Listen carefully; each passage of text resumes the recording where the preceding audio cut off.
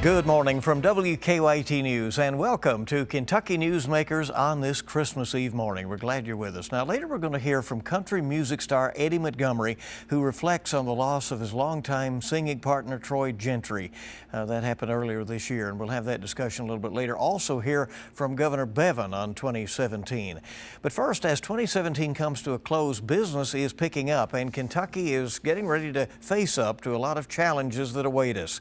The pension crisis, which the Kentucky Chamber of Commerce identified years ago as a leaky bucket, is now like a heavy stone around the neck of state government.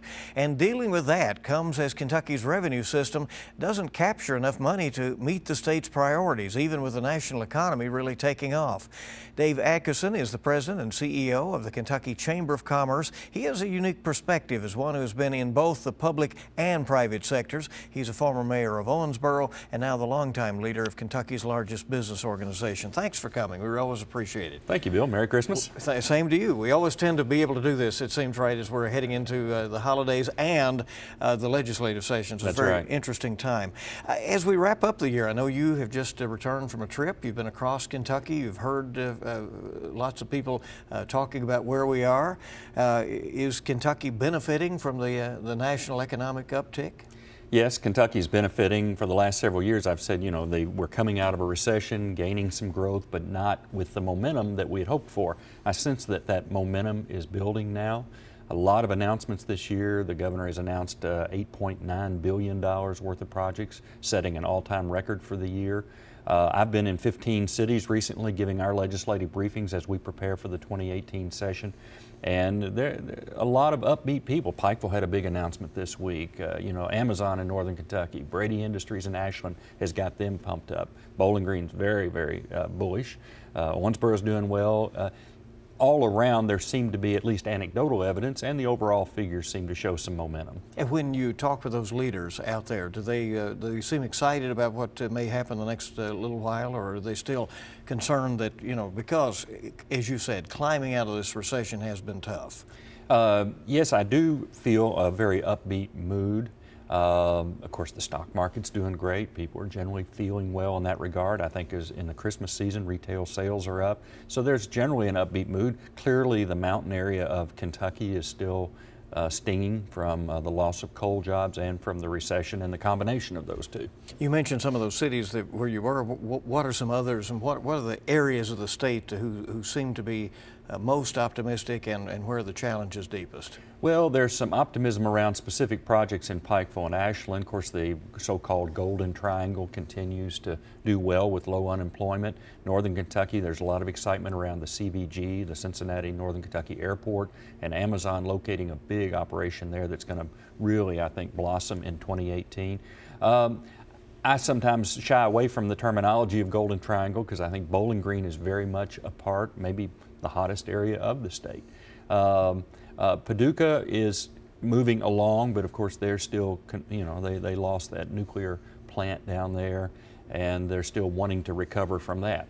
But by and large, people are generally upbeat about the economy. Things in Frankfort aren't so positive, and we could talk about that when you want, but generally in terms of the economy, things are moving. Yeah, we'll do that. And so what a contrast, really, to, as you say, the national economy buzzing along.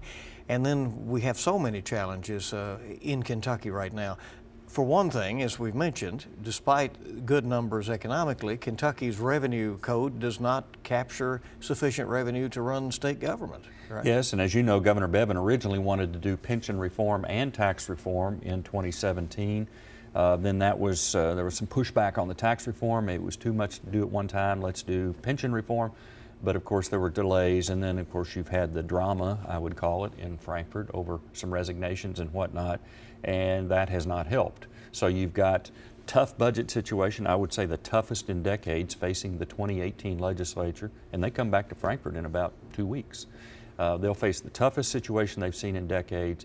Layer on top of that the pension debt, and layer on top of that the drama or you know, the resignations, the political fallout, and we've got some. I hate to I hate to interfere with your holiday mood, but right. things aren't so good. But we have these issues and really some dangling questions. You had the resignation of the House Speaker publicly, which is not the way you do it constitutionally.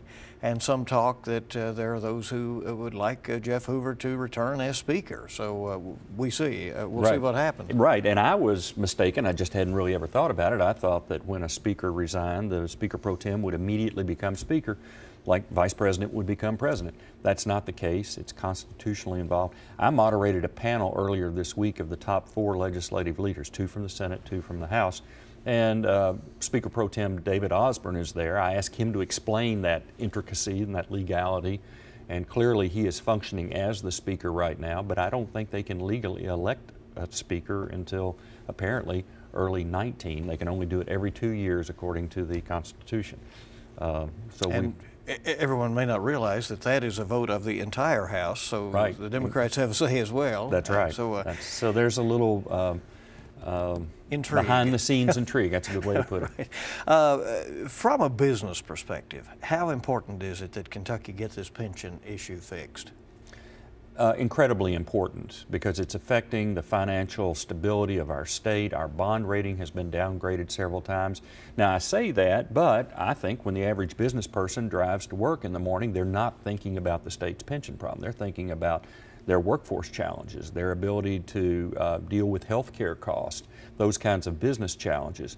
But in the background is our public sector, our government, and to the extent that it has major challenges, that is concerning, of course. And do you see that as being an issue that the business will be taking a strong stance on as the session begins in January? Yes. With the basic message is let's get our house in order. One way that I've described this is that whatever your household income is, multiply that times 6. That's a fair estimate of how much obligation and debt you've taken on. Well, that's way too much for any household in Kentucky to take on. I mean, if you went to a bank in good times and went for a 30-year mortgage, you might get them to loan you 3 times your income. So Kentucky is now facing 6 times its annual budget in its obligations. It's way too much. Wall Street, bond rating agencies and all that have noticed it and said, ooh, that's a risky deal. And so we've got to fix that. And Governor Bevin, to his credit, has insisted that we've got to fix that. Unfortunately, the dynamics, the political dynamics between him, the legislature, et cetera, and the protesters from some of the education groups have, so far we haven't gotten a pension fix. And the protesters who feel they were promised something. That's right. So there you go. So it's a difficult issue, and all of this apparently is to be hashed out before we get on to crafting a 2-year budget going forward. This year, there's a $156 million shortfall in the current budget. We know there's not enough money to do much, as many are saying, in this new budget going forward. What would you urge the legislature to make its highest priorities? Well, we've got to pay the pension bill. In other words, it's like, having a 30-year mortgage on your house. You got to pay the house payment. That's got to be done, but at the same time trying to balance the basic functions of government. We all want our state government to provide a good public school system in this state. That's the workforce of the future. So that balance, I think, is going to be incredibly important. But fixing pensions, making the budget meet, and they say there's about $1 billion hole in the budget on a $10 billion, again, that'd be like your family sitting down at the dining room table and saying, we're going to have, let's say, $50,000 coming in this year, and we've got a $5,000 gap. Well, where do you do that? You can't eat out anymore. You can't go to movies, can't go on vacation because you've got that gap and you've got to close it. So it's going to be lean. I've likened it to, I've compared it to the situation during the Great Recession. Federal government was starved for money, state governments were starved, local governments were hurting. Well, federal government sent stimulus money to all 50 states and propped up the states. So you didn't read newspaper articles or hear on the news that the soccer coach at the school system was being laid off or the French teacher at the high school was being laid off. States got propped up. In this situation with the pensions, Washington's not going to bail us out. We own this one, and we've got to figure our way out of it. The state's public colleges and universities have been continuously cut for about a decade now, and House Education Chairman Bam Carney says it looks like deep cuts are coming again. Studies show that those with college degrees earn more, have more options. If you make more, you pay more in taxes. Is it counterintuitive to continuously cut higher education?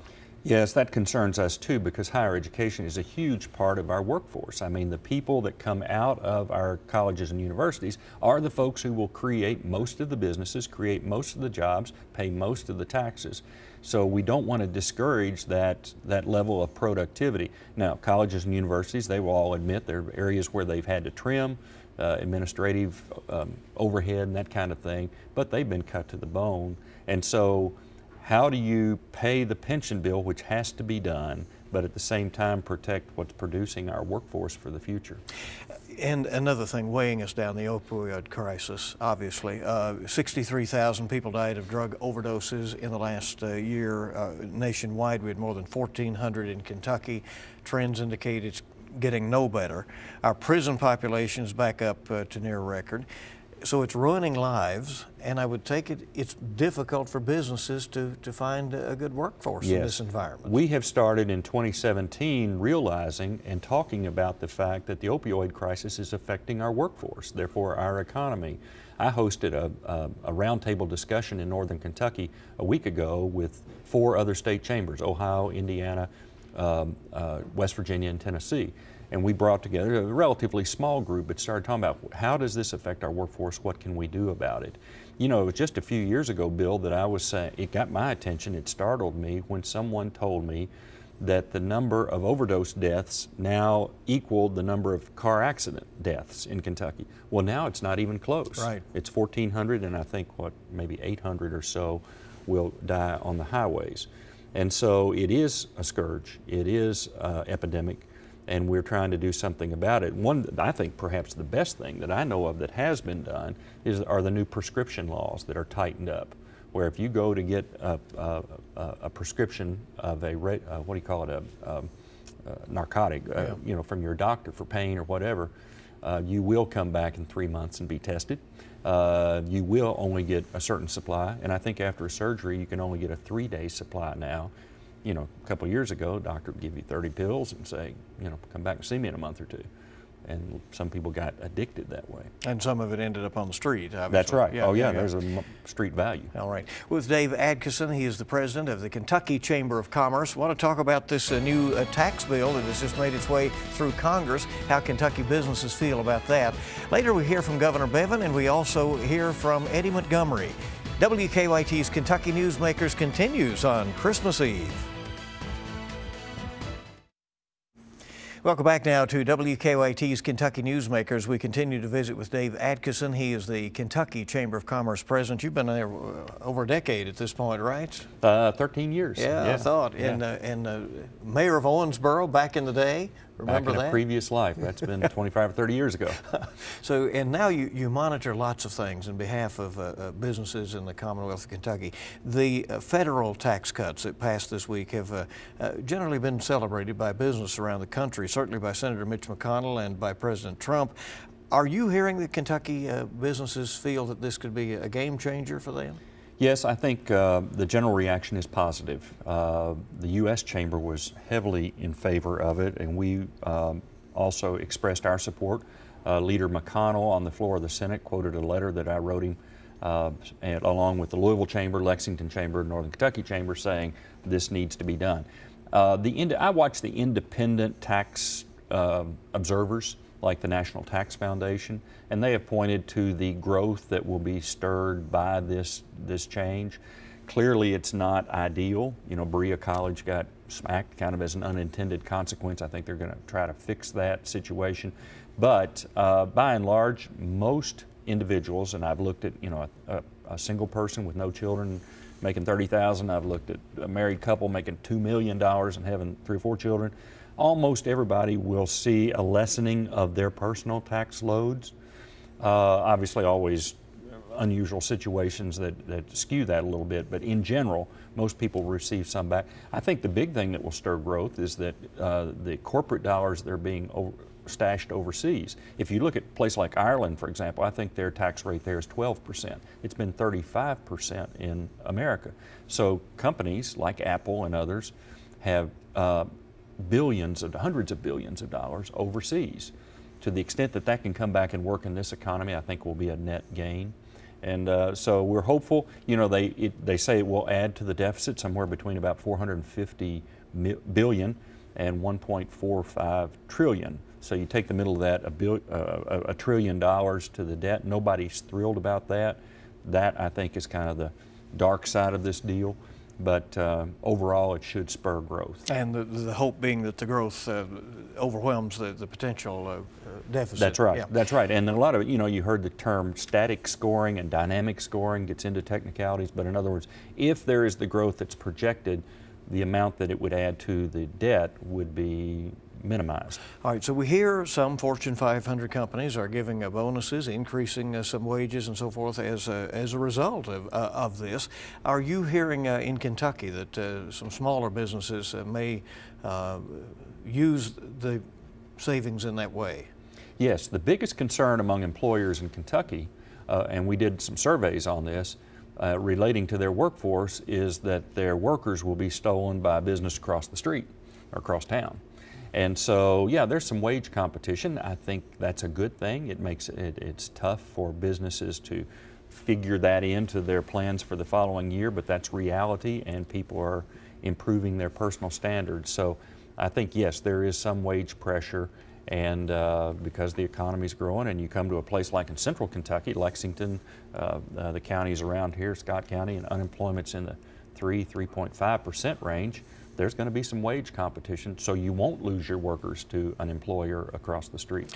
The Trump administration has done a lot of deregulating, making the case that government has been in the way of business. Some critics say that the rules are there to protect the environment and workers in some cases, and that has been sacrificed along the way. How do your members, the business people, generally feel about that? Well, as you can imagine, business people are generally skeptical of regulations. Now, sometimes they actually ask for regulations. You know, a group of like businesses will say, hey, we ought to all agree to certain standards and keep everybody on a level playing field. But yes, there's a perception that during the previous administration there was zealous overreach by some of the agencies, most strikingly by the EPA. And of course, the coal industry blamed the White House and EPA on some of their woes. So to the extent that that pendulum is swinging back, I think it's generally well regarded in the business community. There's a balance you have to achieve so that commerce can operate. Nobody wants unsafe highways. Nobody wants unsafe working conditions for their workers. But there generally is a positive reaction to the pendulum swinging back a little bit. Let's bring it back home to the General Assembly, and they'll be meeting, and as you said, there are some major things we know that have to be addressed with the pension, the revenue situation, and this opioid crisis and some other things. What are your priorities as a Kentucky Chamber of Commerce for this legislature that you hope to push? Well, it's hard to look past what I call the big three, and that's pensions, budget, and tax reform. And by the way, I'm not sure comprehensive tax reform will occur in this session. That's just an awfully heavy lift that might have to wait. But some of our other concerns, the workers' comp system in Kentucky, and that's the fund that all employers in the state pay into, so that if one of your workers is injured on the job, they get some benefits. But that system has not been upgraded for over 20 years. It did not anticipate the opioid crisis. It did not anticipate some of the rising medical costs. So there's a work group right now working to try to come with a consensus piece of legislation so that that can be reformed. I think an announcement was made this week from a criminal justice task force that there are some things that we can do in Kentucky to reduce our prison population. We've been working on that for several years. State government, legislature, the governor has been doing some really good work, but the population of the state's prisons has not, the curve has not bent. In other words, the reduction has not been sufficient. It did for a little while, and then it's going back up. That's right. Yeah. And if we don't get this through this legislature, it's estimated that we'll need 2 more prisons in Kentucky. They would probably be private prisons because the state doesn't have the money to build new prisons. So that's a real challenge for us too. There are other things relating to regulations. We have a bill, education bill, relating to our workforce. Employers across the state have noticed that they're having trouble attracting workers with the basic employability skills. In other words, like showing up on time, showing up properly dressed, willing to work in a team, drug-free. Those kinds of basic things are lacking in the workforce. And so we have an essential skills bill that passed in the House last time, got hung up in the Senate. We'll be pushing that hard again this year. It'll be a high school requirement? Well, not a course, not a requirement. It would be built into the K-12 curriculum. And there's some schools doing some great things in this regard too on essential skills. But it would encourage schools to reward those kinds of behaviors in students so they're better prepared when they hit the world of work. If tax reform does get tackled, and you said comprehensive tax reform will be difficult, and it's been mentioned by governor after governor for over a generation now, and we don't get there. But if we do something on tax reforms, and it comes to revenue, there would be talk of lifting some exemptions, and I would think the chamber could get caught in the middle of that, huh? We could. I mean, clearly some businesses benefit by certain exemptions, like there's an exemption for companies that put pollution control equipment on their facilities, which is a good thing for our society. But there are some areas of exemptions that we could live, you know, if they were taken away, we could live with. The big exemptions that cost the state hundreds of millions of dollars are things that you and I appreciate, like an exemption on our home mortgage, an exemption on our prescription drugs, on our groceries. I don't think any of those are going to be taken away. I think you might see a sales tax go to certain things like luxury goods.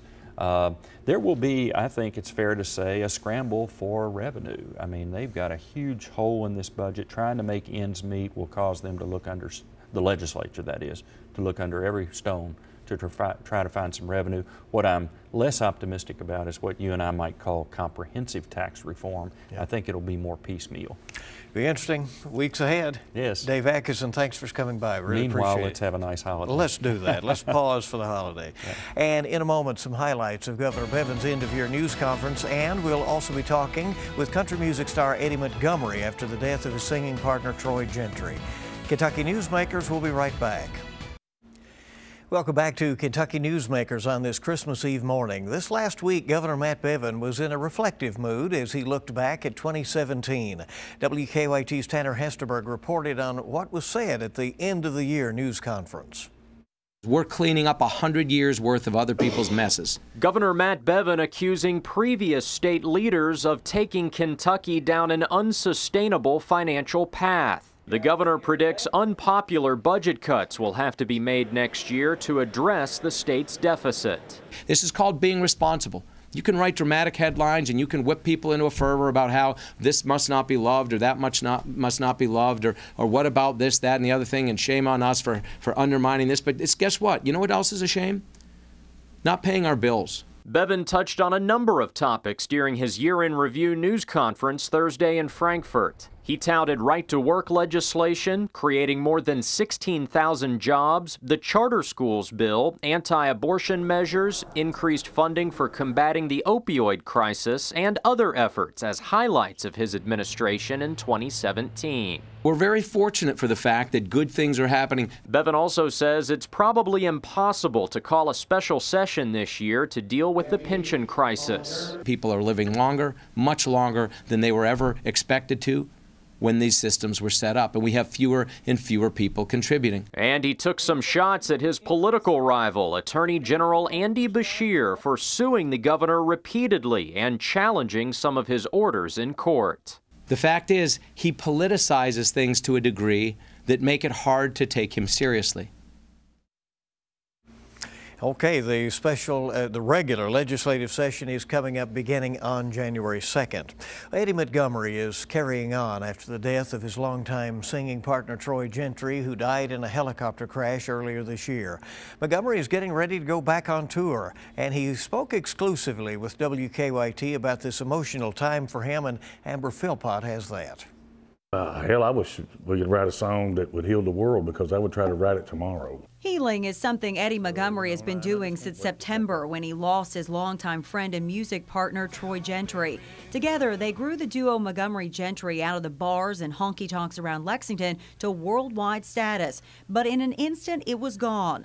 Life without Gentry has been tough, a difficult journey, Montgomery says, made easier by coming home and feeling the love from fans. I just here at home in Kentucky, man, it's been totally awesome. And every time I run into somebody out there, man, it's like, man, I can't wait till you get back out there, man. I can't wait to get the new CD, and so that's really, what's kept me rocking. At Gentry's service in September, fellow artists made sure Montgomery knew he was family and told him not to be a stranger to country music. Those words and the power of music have, he said, helped him cope. Music, it's always helped me no matter what happened. I got through it by music. And so that's to me, that's the biggest healing tool. And before Gentry's death, the two had started working on their 20th anniversary album and new music. Montgomery Gentry was set to hit the road for the upcoming Here's to You tour, something that will still go on despite the loss. Just thinking about it, man, I think it's going to be my hardest part, because I'm so used to looking to the left, and seeing T, and just getting back out there on stage and doing it. We're scattered out on road routes everywhere. While he knows fans are ready for him to come home, Montgomery says give him time because a show here will be painful, but one he wants to make extra special. Playing around home, I'm trying to get I want to make sure I'm going out and we're getting the bugs out and all that stuff, and I want to do something big here, man, because it's, this is where it started, and, and that's the main thing, and it's always, I don't know, it's just, you want to have that rockin' killer show when you come home. Sure, a lot of folks are looking forward to that when it does happen. That's Kentucky Newsmakers. Thank you so much for being with us. For all of us at WKYT, we hope you have a very Merry Christmas.